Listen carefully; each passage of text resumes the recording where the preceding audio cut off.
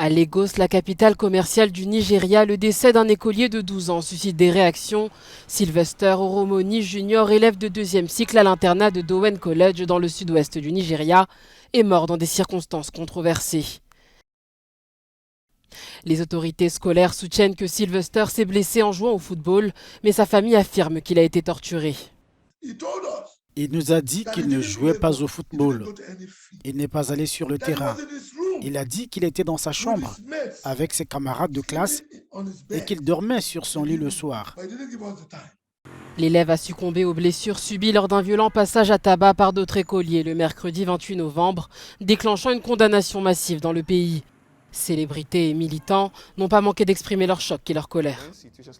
Quand une situation comme celle-ci se produit, il existe une disposition sur les droits de l'enfant qui permet au gouvernement d'intervenir et de faire tout ce qui est en son pouvoir pour s'assurer que justice soit rendue, pour aller à la racine du problème, mener les enquêtes nécessaires.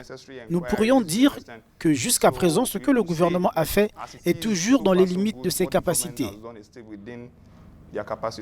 L'intimidation et le harcèlement sont très répandus dans la plupart des écoles nigérianes, en particulier dans les internats. Pour éradiquer ce fléau, les citoyens ont demandé que des mesures soient prises.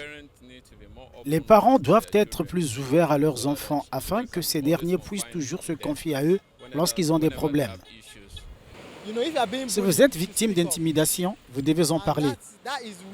Et c'est là qu'en tant que parent, vos enfants devraient pouvoir vous parler. Parce que si je traverse une situation et que je sais que j'ai quelqu'un que j'admire, je devrais pouvoir lui parler et lui dire « Voilà ce qui se passe, je n'aime pas ça ». Voici le Dowen College de Lagos, où Sylvester Jr. était élève. Comme vous pouvez le voir, l'endroit est fermé sur ordre du gouvernement de l'État de Lagos.